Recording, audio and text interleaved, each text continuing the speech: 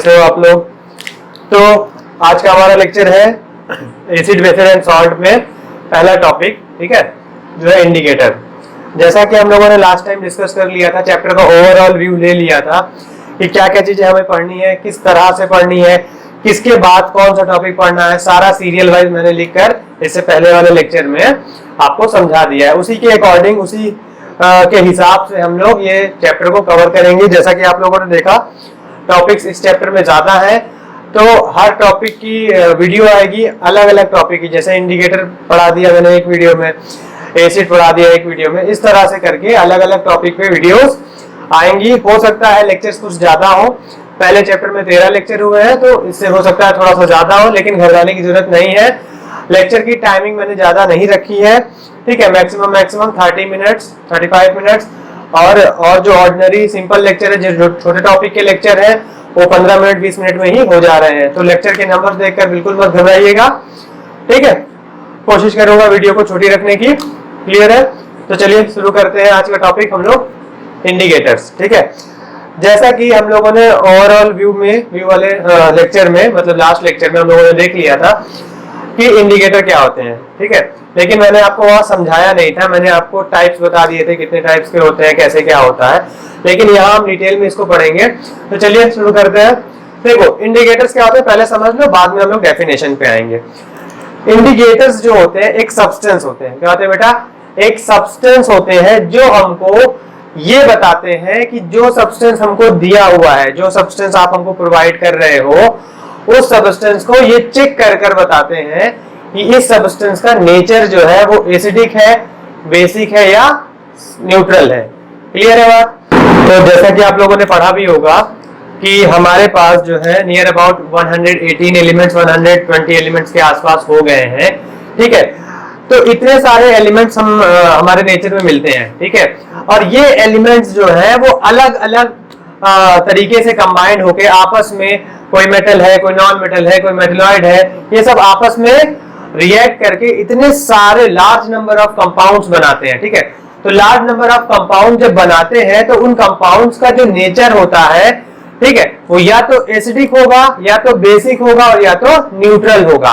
Clear है मेरी बात? अगर आप कंपाउंड्स को जो 118 120 एलिमेंट जो मिलकर खूब सारे कंपाउंड बना रहे हैं, उन कंपाउंड का जब आप नेचर, ठीक है, नोटिस करोगे तो आपको मालूम चलेगा या तो वो कंपाउंड न्यूट्रल है, या तो वो कंपाउंड एसिडिक है, या तो वो कंपाउंड बेसिक है, ठीक है। उसी नेचर को पता करने के लिए, उसी नेचर को पता करने के लिए जो हमारे पास कह सकते हो सब्सटेंस होते हैं, ठीक है, उन्हीं सब्सटेंस को हम क्या कहते हैं? इंडिकेटर्स कहते हैं। क्लियर हो रही है बात? मैं एक बार आपको फिर समझाता हूं। देखिए इंडिकेटर्स कुछ नहीं होते, इंडिकेटर सब्सटेंस होते हैं। अब वो सब्सटेंस नेचुरली आकर भी कर सकता है, मैन मेड भी हो सकता है, कोई केमिकल हो सकता है, कोई नेचुरल सब्सटेंस हो सकता है, ठीक है। तो इंडिकेटर्स जो है वो एक सब्सटेंस होते हैं जो हमको बस ये बताते हैं कि जो सब्सटेंस हमको मिला है, या जो सब्सटेंस हमारे पास है, या हम लैब में कोई एक्सपेरिमेंट कर रहे हैं, उस सब्सटेंस का नेचर क्या है। क्लियर हो रही है बात? तो इंडिकेटर्स क्या है? वो सब्सटेंस है जो हमको ये बताते हैं कि दिए गए सब्सटेंस का या दिए गए सैंपल का नेचर क्या है, एसिडिक नेचर है, बेसिक नेचर है, या न्यूट्रल है। क्लियर हो रही है बात? तो यही चीज डेफिनेशन है आपके इंडिकेटर्स की। बहुत सिंपल डेफिनेशन है, आपको 1 मिनट में याद हो जाएगी, या आपको याद भी करने की जरूरत नहीं पड़ेगी। आप अगर समझ लोगे तो अपने आप ही लिख लोगे। देखो, an indicator is a substance. Indicator क्या है बेटा? सब्सटेंस है। That tell us whether the given substance is acidic, basic और न्यूट्रल। जो हमें ये बताता है कि जो हमारे पास सैंपल है, जो हमारे पास कंपाउंड है, उसका नेचर क्या है, एसिडिक नेचर है, बेसिक नेचर है, या न्यूट्रल है। क्लियर हो रही है बात? इंडिकेटर समझ में आ रहा है? मतलब ये हमें इशारा करते हैं, ये हमें बताते हैं कि किस नेचर का कंपाउंड हमारे पास प्रेजेंट है। हो गई बात क्लियर? ओके, मेरे ख्याल से इंडिकेटर समझ में आ गया होगा। तो आगे चलते हैं। देखिए इंडिकेटर्स को जब हम फर्दर टाइप्स में डिवाइड करते हैं, जब हम इंडिकेटर्स के टाइप्स की बात करते हैं, तब हमको मालूम चलता है कि इंडिकेटर्स को हम 2 तरीके से डिवाइड कर सकते हैं। इंडिकेटर्स को हम 2 बेसिस पे डिवाइड कर सकते हैं। पहली बेसिस क्या है? इंडिकेटर्स की जो पहली बेसिस है वो है फंक्शंस के बेसिस पे, वो काम कैसे करते हैं, वो हमें वो हमें कैसे बताते हैं कि दिया गया सब्सटेंस जो है वो एसिडिक है, बेसिक है या न्यूट्रल है, क्या इशारा करते हैं, क्या शो करते हैं जिससे हमको मालूम चल जाता है कि वो एसिडिक है, बेसिक है या न्यूट्रल है। क्लियर हो रही है बात? तो अगर हम फंक्शंस के बेसिस पे देखें, उनके काम के बेसिस पे देखें या उनके बिहेवियर के बेसिस पे देखें, तो हमारे पास दो तरीके के इंडिकेटर आते हैं। पहला इंडिकेटर होता है कलर चेंजिंग इंडिकेटर, जो बहुत कॉमनली यूज होता है और सबसे ज्यादा आप देखोगे आपके लैब वगैरह में, स्कूल्स में, लैब में वगैरह में आराम से प्रेजेंट रहता है, ठीक है। और दूसरा जो होता है वो स्मेल चेंजिंग इंडिकेटर्स होते हैं, जिनको हम जनरली ऑल फैक्ट्री इंडिकेटर्स भी कह देते हैं। क्लियर है? तो ये हमको स्मेल चेंज करके बताते हैं। जैसे मान लो एक सिंपल एग्जांपल लो, ठीक है। अभी कलर चेंजिंग का समझो क्या होता है। कलर चेंजिंग एक ऐसे इंडिकेटर्स होते हैं, ठीक है। कलर चेंजिंग एक ऐसे इंडिकेटर्स होते हैं जो हमको अपना कलर चेंज करके बताते हैं कि दिया गया सब्सटेंस एसिडिक है, बेसिक है या न्यूट्रल है, ठीक है। तो फंक्शन के बेसिस पे कलर चेंजिंग समझ में आया। अब फंक्शन के बेसिस पे ही जो दूसरा टाइप है वो है स्मेल चेंजिंग इंडिकेटर्स, जिसको हम ऑल फैक्ट्री इंडिकेटर्स भी कह रहे हैं। अब स्मेल चेंजिंग क्या है? कुछ नहीं है, जैसे ये कलर चेंज करके हमको बताता है कि दिया गया सब्सटेंस एसिडिक है, बेसिक है या न्यूट्रल है, ये हमको अपनी स्मेल चेंज करके बताएगा। जैसे मान लो मेरे पास कोई एसिडिक सब्सटेंस है, ठीक है, उसको मैंने उस इंडिकेटर में, जो मेरे पास ये स्मेल चेंजिंग वाला इंडिकेटर है, उसमें मिलाया, तो पहले उसकी महक कोई और तरीके की होगी, बाद में उसकी महक कुछ और तरीके की हो जाएगी, और उस महक को हम या उस स्मेल को हम पहचानते होंगे, तो हम फट से पहचान लेंगे कि ये सब्सटेंस एसिड है, बेसिक है या न्यूट्रल है। क्लियर हो रही है बात? तो जो हमें कलर चेंज करके बताएगा सब्सटेंस का नेचर या कंपाउंड का नेचर, वो कलर चेंजिंग में आ जाएगा। जो हमको स्मेल चेंज करके बताएगा वो किस में आ जाएगा? स्मेल चेंजिंग इंडिकेटर्स में आ जाएगा। क्लियर है? अब देखो जो दूसरा बेसिस है जिसपे हम इंडिकेटर्स को डिवाइड करते हैं वो क्या है? अकरेंस। कहां पाए जाते हैं या कैसे हमको मिलते हैं? तो अकरेंस में आप देखोगे अक्सर जनरली दो ही तरह की क्लासिफिकेशन होती है, या तो वो नेचुरल होगा या तो वो मैन मेड होगा। मतलब कि अगर हम लोग इंडिकेटर्स को अकरेंस के बेसिस पे डिवाइड कर रहे हैं, ठीक है, तो या तो वो नेचुरल इंडिकेटर होगा और या तो वो मैन मेड इंडिकेटर होगा। क्लियर हो रही है बात? नेचुरल इंडिकेटर आप समझ रहे हो जो नेचर से ऑब्टेन किए जाते हैं डायरेक्टली, और मैन मेड या सिंथेटिक इंडिकेटर्स क्या होते हैं जो हम लैब में अपने प्रिपेयर कर लेते हैं। फॉर एग्जांपल कोई कंपाउंड बना लिया, ठीक है, कोई मिक्सचर बना लिया, ये सारी चीजें बात समझ में आई। तो हम देखेंगे अभी थोड़ी देर में कि नेचुरल इंडिकेटर क्या होते हैं, मैन मेड क्या होते हैं, कौन कौन से इंडिकेटर इसके अंदर आते हैं। ठीक है, तो नेचुरल इंडिकेटर आप लोग समझ गए होंगे कि ऐसे इंडिकेटर जो डायरेक्टली हमको नेचर से ऑब्टेन होते हैं उनको नेचुरल इंडिकेटर कहते हैं। ऐसे इंडिकेटर जो हम लैब में प्रिपेयर कर लेते हैं उनको क्या कहते हैं? सिंथेटिक इंडिकेटर या मैन मेड इंडिकेटर। क्लियर है मेरी बात? ठीक है, आई होप इतना क्लियर होगा। ठीक है, तो एक बार फिर से मैं समराइज कर देता हूं टाइप ऑफ इंडिकेटर्स को। मतलब इंडिकेटर्स को अगर आप फर्दर डिवाइड करोगे, इंडिकेटर्स को क्लासिफाई करना चाहोगे, तो दो बेसिस पे इंडिकेटर क्लासिफाई होते हैं, एक फंक्शन के बेसिस पे, एक अकरेंस के बेसिस पे। फंक्शन के बेसिस पे दो तरह के इंडिकेटर होते हैं, कलर चेंजिंग और स्मेल चेंजिंग, जिनको हम ऑल फैक्ट्री भी बोलते हैं स्मेल चेंजिंग वालों को। अकरेंस के बेसिस पे होते हैं नेचुरल इंडिकेटर या मैन मेड इंडिकेटर, ठीक है, या सिंथेटिक इंडिकेटर जिन्हें कहते हैं। ओके, तो इतना आप लोग नोट करिए, क्योंकि इसके बाद जो हम पढ़ेंगे उसके लिए मुझे पूरा बोर्ड खाली चाहिए, क्योंकि काफी चीजें लिखनी है। ठीक है, तो इतना नोट कर लीजिए, आई होप समझ में आ गया होगा, फटाक से नोट कर लीजिए। तो बेटा देखो, यहां मैंने टाइप्स ऑफ इंडिकेटर्स में पहला टाइप जो on the basis of function था उसका कलर चेंजिंग वाला अभी लिखा है, अभी स्मेल चेंजिंग वाला नहीं लिखा है क्योंकि बोर्ड में जगह कम थी। तो पहले हम कलर चेंजिंग वाला समझ लेंगे, उसके बाद स्मेल चेंजिंग वाले पे चलेंगे। तो देखो टाइप्स ऑफ इंडिकेटर में हमने फंक्शन वाला डिस्कस किया था। फंक्शन के बेसिस पे दो तरह के इंडिकेटर्स होते हैं, एक कलर चेंजिंग इंडिकेटर्स, एक स्मेल चेंजिंग इंडिकेटर्स। ठीक है, तो कलर चेंजिंग वाले सारे इंडिकेटर्स मैंने यहाँ लिख दिए हैं। ठीक है, कौन कौन से कलर चेंजिंग इंडिकेटर्स होते हैं, उनका न्यूट्रल कलर क्या होता है, एसिड के कांटेक्ट में आएंगे तो वो कैसा कलर देंगे, बेस के कांटेक्ट में आएंगे तो वो कैसा कलर देंगे। ठीक है, तो इनके बारे में हम डिस्कस करेंगे। ये मैंने चार्ट बना लिया है, इस चार्ट के अकॉर्डिंग डिस्कस करेंगे। ये चीजें बस आपको याद करने वाली हैं, एक नंबर में पूछी जा सकती हैं, और सिर्फ आपको याद करना है, इसमें समझने वाला जैसा कुछ नहीं है। देखो इंडिकेटर्स यहाँ लिखे, ये पूरे इंडिकेटर्स लिखे हैं, न्यूट्रल कलर मतलब इंडिकेटर न्यूट्रल जब होता है, जब किसी के कांटेक्ट में नहीं होता, मतलब एसिड या बेस के कांटेक्ट में नहीं होता, तो उसका कलर कैसा होता है, ये लिखे हुए हैं। एसिड के कांटेक्ट में आता है तो कैसा कलर देता है, ये लिखा हुआ है। बेस के कांटेक्ट में आता है तो कैसा कलर देता है, ये लिखा हुआ है। ठीक है, तो चलिए शुरू करते हैं। कलर चेंजिंग इंडिकेटर में पहला जो है वो लिथमस।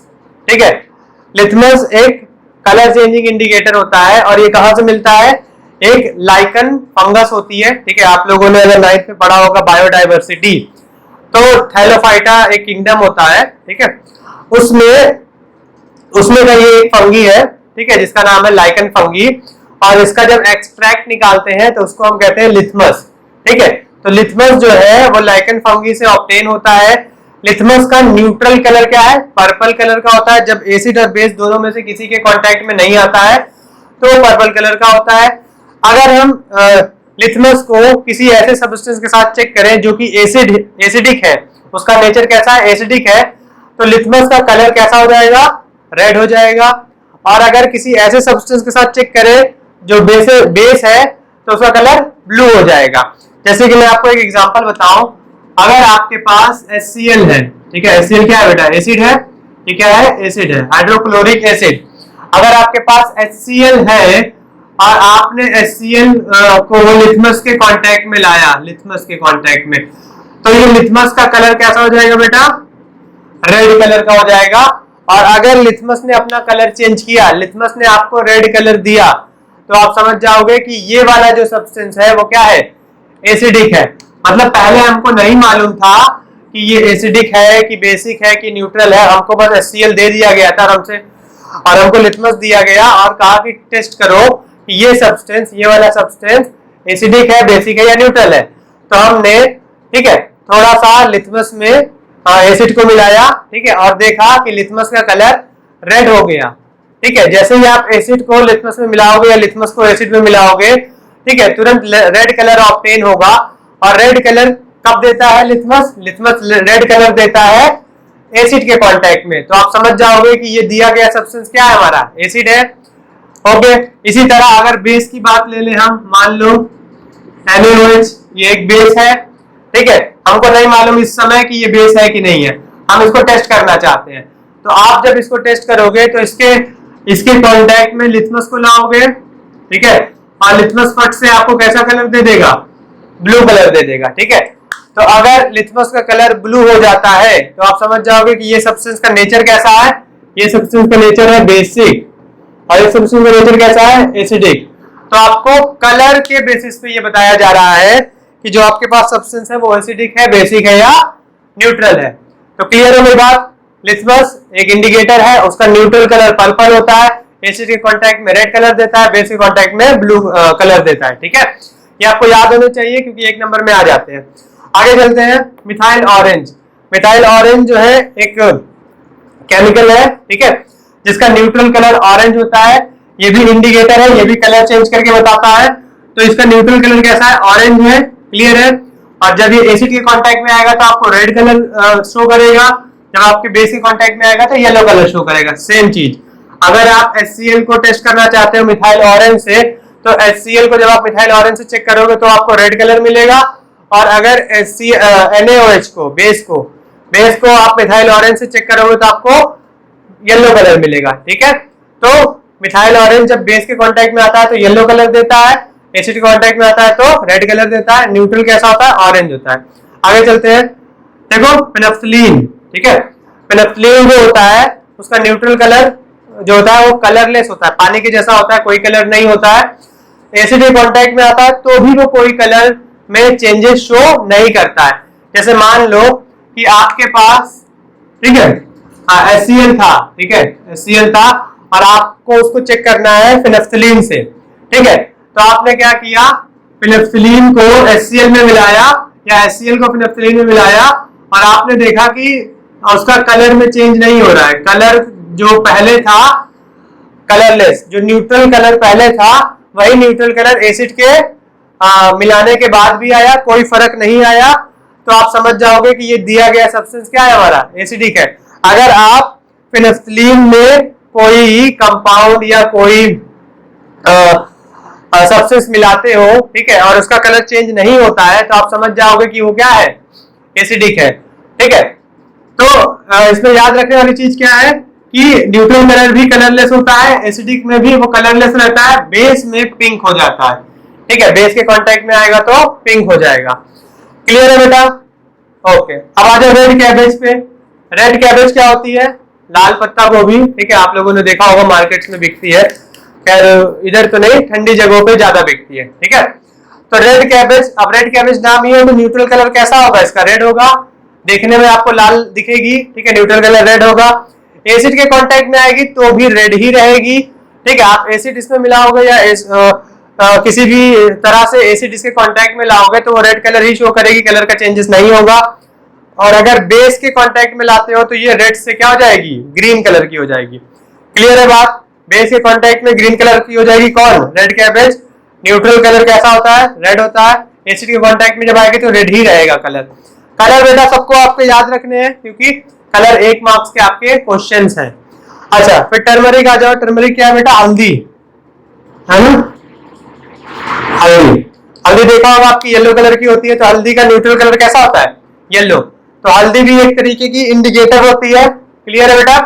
हल्दी भी इंडिकेटर है, येलो कलर होता है उसका न्यूट्रल में, और एसिड के कांटेक्ट में येलो कलर ही शो करती है, कलर चेंज नहीं करती है।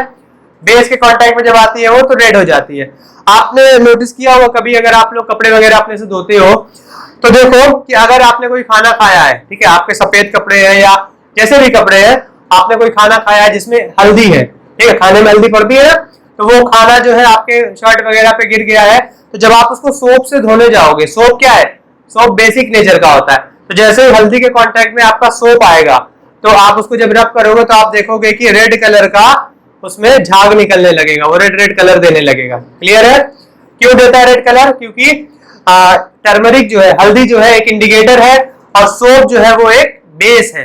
तो जब वो बेस के कांटेक्ट में आता है तो कैसा कलर शो करती है? हल्दी रेड कलर शो करती है। बेस के कांटेक्ट में रेड कलर शो करती है कौन? टर्मरिक। क्लियर है?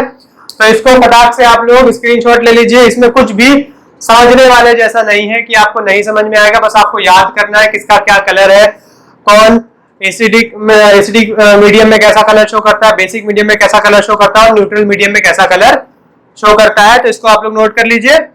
फिर इसके बाद हम लोग देखेंगे, ये कलर चेंजिंग तो हम लोगों का हो गया, इसके बाद हम लोग देखेंगे कि स्मेल चेंज करने वाले कौन कौन से इंडिकेटर हैं। वैसे स्मेल चेंज करने वाले ज्यादा कोई इंडिकेटर नहीं है, 2 ही इंडिकेटर जो स्मेल चेंज करके बताते हैं, लेकिन उनको याद रखना और पढ़ना बहुत जरूरी है। तो इसको आप लोग नोट कर लीजिए, स्क्रीनशॉट ले लीजिए, फिर हम लोग आगे चलते हैं। देखो बेटा, अभी हम लोगों ने डिस्कस कर लिया था कलर चेंजिंग इंडिकेटर, ठीक है। अब हम डिस्कस करेंगे स्मेल चेंजिंग इंडिकेटर।